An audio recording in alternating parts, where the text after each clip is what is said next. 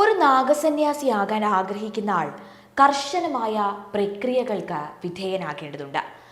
ലൗകിക സ്വത്തുക്കളും കുടുംബ ബന്ധങ്ങളും ഉപേക്ഷിക്കണം. ഒരു അഖാരയിലെ ഒരു ഗുരുവിൽ നിന്ന് ദീക്ഷ തേടണം. കർശനമായ ബ്രഹ്മചാര്യത്തിൽ ഏർപ്പെടണം.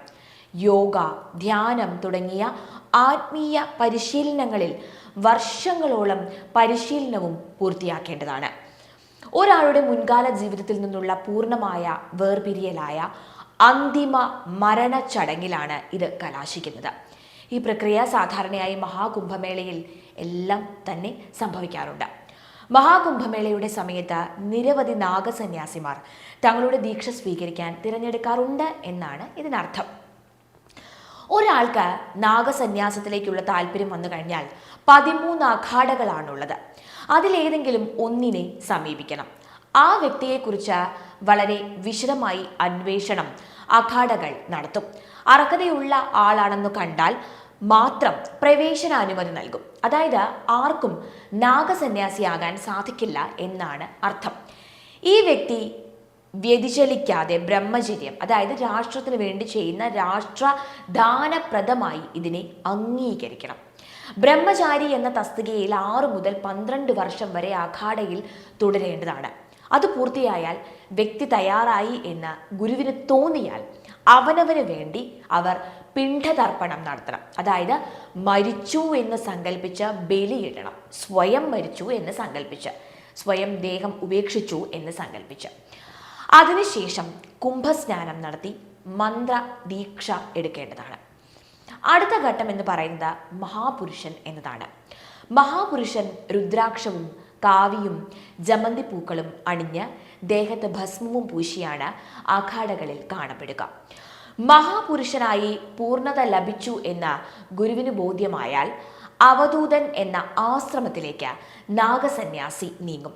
തല മുണ്ഡനം ചെയ്ത് വീണ്ടും അവിടെ പിണ്ഡതർപ്പണം നടത്തും. അവധൂതൻ വസ്ത്രങ്ങളടക്കം എല്ലാം ത്യജിക്കണം. അവധൂതർ അഖാഡകൾ ഉപേക്ഷിച്ച് ഹിമാലയ സ്നാനുക്കളിൽ തപസ്സിൽ തുടരും. കൊടും തണുപ്പിൽ വസ്ത്രങ്ങളൊന്നുമില്ലാതെ തപസ്സിലാണ് പിന്നീട് അവർ.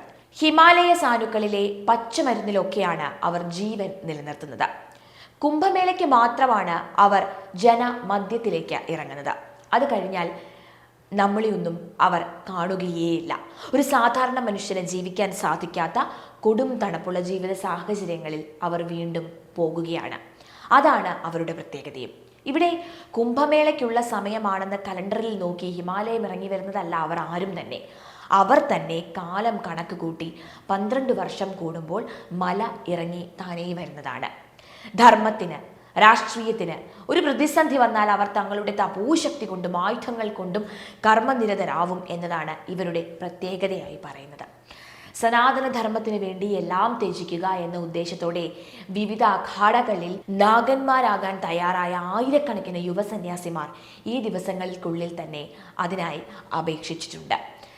നേരത്തെ ഞാൻ പറഞ്ഞ പോലെ നാം സ്വയം മരിച്ചു എന്ന് സങ്കല്പിച്ചുകൊണ്ട് ബലിയിടുന്ന ചടങ്ങുണ്ടല്ലോ, അവിടെ സന്യാസിമാർ അവരുടെ സ്വന്തം പിണ്ഡദാനം നടത്തി അതുവഴി തങ്ങൾ ജീവിച്ചിരിപ്പുണ്ട് എങ്കിലും ഭൗതിക ലോകവുമായി യാതൊരു ബന്ധവുമില്ല എന്നവർ പ്രഖ്യാപിക്കുകയാണ്.